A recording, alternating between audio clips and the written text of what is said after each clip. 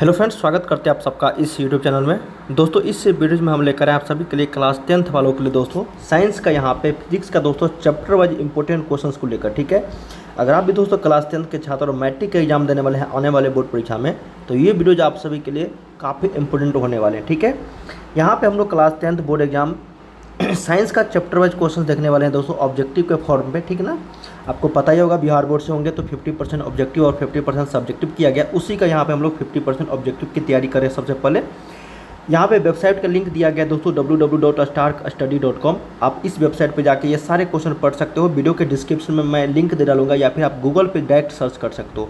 आज का हमारा चैप्टर है दोस्तों प्रकाश, परावर्तन एवं अपवर्तन। इस चैप्टर से जितने भी अभी तक क्वेश्चन पूछे गए हैं ना प्रीवियस ईयर्स में, वो सारे हम लोग क्वेश्चंस करने वाले हैं। तो वीडियो को शुरू से लेकर अंत तक जरूर देखना दोस्तों। एक एक इंपॉर्टेंट क्वेश्चन है यहाँ पे और काफ़ी सारे यहाँ पे पूछे गए हैं सारे क्वेश्चन। ठीक है ना, चलिए वीडियो को लाइक जरूर करना दोस्तों, और चैनल पर अगर नए हैं तो दोस्तों में जरूर शेयर करके सब्सक्राइब कर लीजिएगा चैनल्स को, ताकि हम लोग जैसे ही इसका सेकेंड वीडियो लेकर आने वाला हूँ सेकेंड चैप्टर का, क्योंकि यहाँ पे आप लोग को हर सब्जेक्ट के चैप्टर वाइज क्वेश्चन देखने को मिलेंगे सबसे पहले। उसके बाद काफ़ी सारे मॉडल सेट का प्रैक्टिस। तो इस वीडियो को शेयर जरूर कर देना, ठीक है ना, अपने दोस्तों में। लाइक करके बताना और कमेंट करके जरूर बताना दोस्तों कमेंट्स में आप लोग कितना प्रश्न जानते थे पहले से। पहला प्रश्न है दोस्तों, प्रकाश के अपवर्तन के कितने नियम। देखिए इस चैप्टर से प्रकाश के परावर्तन एवं अपवर्तन से सबसे बेसिक सवाल जो है दोस्तों यही है, प्रकाश के परावर्तन के कितने नियम है और प्रकाश के अपवर्तन के कितने नियम है। तो प्रकाश के परावर्तन एवं अपवर्तन के कितने नियम होते हैं, तो टोटल 2 नियम होते हैं। ठीक ना, प्रकाश के परावर्तन के भी 2 नियम और अपवर्तन के भी 2 नियम। तो ऑप्शन नंबर यहाँ पे 1 का बी हो जाएगा सही उत्तर। चलिए अगला प्रश्न देखते हैं दोस्तों। कहा गया है कि सरल सूक्ष्मदर्शी में किसका उपयोग होता है। काफ़ी शानदार प्रश्न है ना।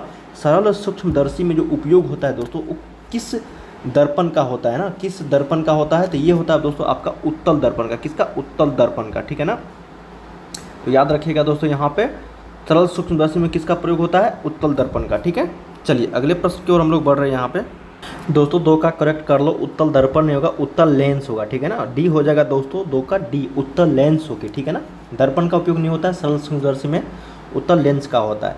ठीक है, करेक्ट कर लेना। थर्ड नंबर है एक उत्तल लेंस होता है। एक उत्तल लेंस जो होता है दोस्तों आप लोग को पता ही होगा, इस तरीके का उत्तल लेंस होता है ना। देखो ये किनारा है ना, ये दोनों, तो बीच की अपेक्षा किनारे पर मोटा नहीं, उल्टा होगा। सभी जगह समान मोटाई का, बिल्कुल गलत। किनारों की अपेक्षा बीच में मोटा, ये ऑप्शन नंबर सी जो है ये करेक्ट है दोस्तों, है ना। ये जो किनारा यहाँ पे और बीच का दोस्तों नहीं, यहाँ पे सबसे ज़्यादा भाग है, मतलब जगह है, तो ये मोटा यहाँ पे हो जाएगा। ठीक है ना, तो ये आकृति होता है, तो ये ऑप्शन नंबर सी हो जाएगा। एक उत्तल लेंस होता है किनारों की अपेक्षा बीच में मोटा। अगला प्रश्न है दोस्तों कि निर्गत किरण एवं अभिलंब के बीच के कोण को क्या कहते हैं। क्या क्वेश्चन है कि निर्गत किरण एवं अभिलंब के बीच के कोण को हम लोग क्या कहते हैं, उसको बोलते हैं निर्गत कोण। ठीक है ना, निर्गत कोण बोलते हैं, ऑप्शन नंबर सी। अगला है दोस्तों, कहा गया है आपका कि 1 मीटर फोकस दूरी वाले उत्तल लेंस की जो क्षमता होगी कितनी होगी। 1 मीटर फोकस दूरी वाले उत्तल लेंस की क्षमता है ना। तो लेंस की क्षमता हम लोग जानते हैं दोस्तों, P बराबर 1/f होता है। ठीक है ना, और पावर हम लोग D से निरूपित करते हैं डायोप्टर से। यहाँ पे 1/f जो है ये मीटर में अगर लेंगे, है ना, तो ये हो जाएगा 1/1, तो ये कट के आ जाएगा 1 डायोप्टर। ऑप्शन नंबर डी ये करेक्ट हो जाएगी। उत्तल लेंस कहा गया है दोस्तों, तो इसलिए यहाँ पे पॉजिटिव हो जाएगी। अगर अवतल लेंस पूछा जाता ना तो माइनस हो जाता, तो ये आप लोग थोड़ा सा ध्यान रखिएगा, क्योंकि उत्तल लेंस की जो फोकस दूरी होती है ना ये आपका पॉजिटिव होता है। ठीक है ना, पॉजिटिव होता है, इसलिए यहाँ पे +1 डायोप्टर होगी। अगला, लेंस की क्षमता व्यक्त की जाती है। अभी जस्ट हम लोगों ने पढ़ा कि लेंस की क्षमता जो व्यक्त की जाती है फोकस दूरी के व्युत्क्रम के द्वारा, है ना, 1/f के द्वारा। ठीक है, तो ऑप्शन नंबर डी करेक्ट होगा। चलिए अगला प्रश्न देखते हैं दोस्तों। कहा गया है 7 नंबर कि एक उत्तल लेंस की फोकस दूरी 20 सेंटीमीटर है, तो लेंस की क्षमता होगी। देखिए फोकस दूरी अगर सेंटीमीटर में है ना, तो ये ऊपर में हम लोग 100 लेंगे। ठीक है ना, अगर मीटर में दिया रहता तो 1 लेते, यहाँ पे 1/20, यहाँ पे 5। ठीक है, 5 डायोप्टर। लेकिन उत्तल लेंस पहले ही बोल दिया गया, तो प्लस में होती है उत्तल लेंस की फोकस दूरी, तो ये +5 डायोप्टर हो जाएगी। ऑप्शन नंबर सी करेक्ट हो जाएगा। चलिए अगला प्रश्न है, बहुत सिंपल था इसलिए हम लोगों ने यहाँ पे थोड़ा सा डिटेल में किया। अगला है कि किसी लेंस की क्षमता -2 डायोप्टर। -2 डायोप्टर का मतलब ये हो गया दोस्तों अवतल लेंस, है ना। अब देख लेते हैं 50 सेंटीमीटर फोकस दूरी का अवतल लेंस, यही राइट आंसर हो जाएगा दोस्तों। यहाँ पे किसी लेंस की क्षमता अगर -2 डायोप्टर है ना, -2 डायोप्टर, तो वह जो होगा लेंस वो अवतल लेंस होगी। ठीक है, तो ये 8 का ऑप्शन नंबर डी होगा, फोकस 50 सेंटीमीटर फोकस दूरी वाले उत्तल लेंस।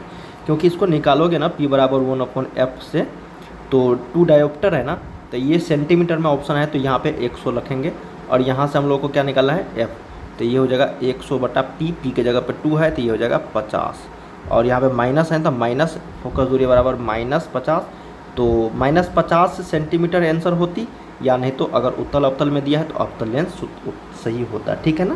तो कन्फ्यूजन मत होना, प्लस में रहेगा तो उत्तल लेंस, माइनस में रहेगा तो अवतल लेंस। अगला प्रश्न देखते हैं दोस्तों, 9 नंबर। कहा गया है कि अवतल लेंस में आवर्धन जो होता है m किसके बराबर होता है, सूत्र है दोस्तों ये।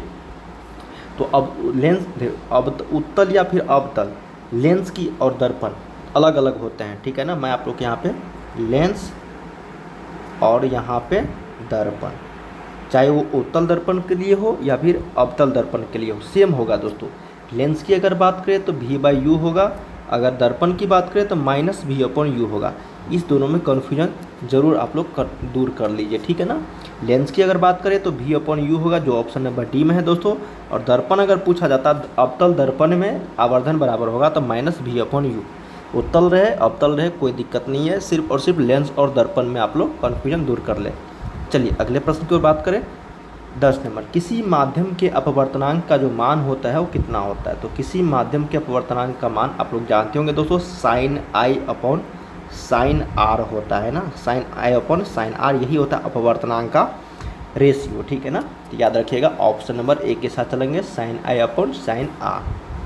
अगला प्रश्न है दोस्तों 12 नंबर। 11 नंबर क्वेश्चन में थोड़ा सा प्रॉब्लम था, उसके लिए उसको छोड़ दिया मैंने, ठीक है ना। 12 नंबर देखते हैं कि प्रकाश की चाल सबसे अधिक होती है। तो प्रकाश की चाल सबसे अधिक जो होती है दोस्तों, आप लोग को पता ही होगा, सबसे अधिक जो होती है वो निर्वात में होती है दोस्तों, शून्य में, ठीक है ना। 3 × 10⁸ मीटर प्रति सेकेंड होता है निर्वात में, ठीक है ना। चलिए अगले प्रश्न की बात करें, निम्नलिखित में से कौन सा पदार्थ लेंस बनाने के लिए प्रयुक्त नहीं किया जा सकता है। उसका नाम है दोस्तों मिट्टी। मिट्टी का हम लोग प्रयोग जो है लेंस बनाने के प्रयोग में नहीं कर सकते हैं ना, तो याद रखिएगा। नेक्स्ट क्वेश्चन है दोस्तों हमारा 15 नंबर। 14 में भी थोड़ा सा मिस्टेक्स लग रही है कहीं पे, ठीक है ना, क्वेश्चन प्रिंट में। चलिए 15 नंबर क्वेश्चन देखते हैं हम लोग। कहा गया है कि किसी दर्पण के सामने आप चाहे जितनी दूरी पर खड़े हो जाए, आपका प्रतिबिंब सीधा ही बनता है। ये किस तरह का दर्पण कहलाता है दोस्तों, मतलब कौन से दर्पण में इस तरह की चीज़ें होती है कि आप किसी भी दर्पण के सामने चाहे कितनी भी दूरी पर खड़ा हो जाए, लेकिन आपका प्रतिबिंब जो है हमेशा सीधा ही बनेगा, ठीक है ना। तो उसका नाम है समतल या फिर उत्तल, ठीक है। क्या है, समतल या फिर उत्तल। ऑप्शन नंबर यहाँ पे डी करेक्ट हो जाएगी, ठीक है ना। चलिए अगले प्रश्न की अगर बात करें दोस्तों हम लोग, अगले प्रश्न की बात करें दोस्तों 15 का डी होगा। 16 नंबर देखते हैं। कहा गया है कि एक गोलीय दर्पण द्वारा बने प्रतिबिंब का आवर्धन ऋणात्मक होता है तो प्राप्त प्रतिबिंब क्या होगा। देखिए दर्पण है दोस्तों, तो आवर्धन फिक्स है कि ऋणात्मक होगा, तो उससे प्राप्त जो प्रतिबिंब होगी वो क्या होगी, तो उल्टी होगी दोस्तों। क्या होगी, उल्टा होगा, है ना। प्रतिबिंब क्या होगा, उल्टा होगा। तो ऑप्शन नंबर ए के साथ चलेंगे हम लोग। 17 देखते हैं। कहा गया है कि किसी वस्तु का अवतल दर्पण द्वारा बना प्रतिबिंब आभासी, सीधा तथा वस्तु से बड़ा पाया गया हो तो वस्तु की स्थिति जो है कहाँ होनी चाहिए। तो ये आप लोग पढ़े होंगे दोस्तों, किस तरह से कैसे प्रतिबिंब बनता है, फोकस पे रहने पे, फोकस और ध्रुव के बीच में रहने पर, है ना, या फिर फोकस और अनंत के बीच की दूरी, मतलब बीच में रहने पर किस तरह के प्रतिबिंब बनते हैं, वो सब आप लोग पढ़े होंगे क्लास 10th में। यहाँ पे कहा गया है ना कि प्रतिबिंब आभासी होनी चाहिए, सीधा और वस्तु से बड़ा, तो वो होता है केवल और केवल दर्पण के ध्रुव तथा मुख्य फोकस के बीच, ठीक है ना। मान लो कि ये दर्पण है दोस्तों, यहाँ से ये फोकस है, तो इसके बीच ही अगर वस्तु रखेंगे ना तो बड़ा बनेगा, है ना, सीधा बनेगा और आभासी बनेगा, ठीक है। ऑप्शन नंबर डी के साथ चलेंगे। अगला है दोस्तों 18 नंबर। कहा गया है कि अवतल दर्पण में आवर्धित काल्पनिक प्रतिबिंब बनाने के लिए वस्तु को कहाँ रखा जाता है। तो वस्तु को जो यहाँ पे रखा जाएगा दोस्तों, वो फोकस के अंदर रखा जाएगा, है ना। वस्तु आवर्धित काल्पनिक प्रतिबिंब बनाने के लिए, मतलब आभासी प्रतिबिंब बनाने के लिए वस्तु को रखा जाता है फोकस और ध्रुव के अंदर ही, ठीक है। चलिए अगले प्रश्न की बात करें। कहा गया कि दाढ़ी बनाने में कौन सा दर्पण प्रयुक्त होता है। तो दाढ़ी बनाने में अवतल दर्पण का प्रयोग करते हैं। अगला 20 नंबर क्वेश्चन दोस्तों। कहा गया है कि गोलीय दर्पण में फोकस और फोकसांतर एवं वक्रता त्रिज्या के बीच की दूरी जो रिलेशन है f = r/2। तो देखते हैं ये ऑप्शन नंबर सी हो जाएगा दोस्तों, f = r/2 या फिर r = 2f। ये दोनों यहाँ पर ऑप्शन सही है ना, r = 2f भी या फिर f = r/2, ठीक है। चलिए अगले प्रश्न की अगर बात करें दोस्तों, हम लोग कहा गया है 21 नंबर कि उत्तल दर्पण द्वारा बना प्रतिबिंब होता है। तो उत्तल दर्पण द्वारा बना प्रतिबिंब जो होता है दोस्तों, ये होता है आपका हमेशा सीधा। क्या होता है? हमेशा सीधा। अगला देखते हैं, कहा गया है कि किस निम्नलिखित में से किस दर्पण द्वारा किसी वस्तु का वास्तविक प्रतिबिंब मिल सकता है। तो वास्तविक प्रतिबिंब जो दोस्तों, ये हम लोग जानते हैं किसके द्वारा बनता है, तो अवतल दर्पण के द्वारा बनता है। तो ऑप्शन नंबर सी यहाँ पे सही हो जाएगी। ठीक है, नेक्स्ट क्वेश्चन हमारा दोस्तों 23 नंबर, कहा गया है कि समतल दर्पण द्वारा बना प्रतिबिंब जो होता है वो क्या होता है। तो समतल दर्पण द्वारा बना प्रतिबिंब जो होता है वो काल्पनिक होता है दोस्तों। ऑप्शन नंबर बी के साथ चलेंगे हम लोग। अगला है दोस्तों कि प्रकाश के परावर्तन के कितने नियम होते हैं। तो 2 नियम होते हैं, पहले बताया था अपवर्तन या फिर परावर्तन, दोनों के 2 नियम होते हैं। अगला और लास्ट क्वेश्चन है दोस्तों, कहा गया है कि यदि वस्तु उत्तल लेंस के फोकस और फोकस दूरी की दुगुनी दूरी के बीच स्थित हो तो प्राप्त प्रतिबिंब जो होगा वो क्या होगा। मतलब उत्तल लेंस के फोकस तथा फोकस दूरी की दुगुनी दूरी के बीच है ना, तो हो सकता है दोस्तों यहाँ पे कौन सा प्रतिबिंब बनेगा, आभासी तो बनेगा नहीं दोस्तों, क्योंकि फोकस और ध्रुव के बीच रहता है ना, तब बनता है यहाँ पे। और सॉरी, लेंस की बात हो रही है ना, तो लेंस की बात होगी दोस्तों यहाँ पे, तो वास्तविक, उल्टा और आवर्धित बनेगा। क्या होगा? वास्तविक, उल्टा तथा आवर्धित बनेगा, अगर फोकस तथा फोकस दूरी के दुगुने बीच की दूरी पर स्थित हो, है ना। चलिए ऑप्शन नंबर सी।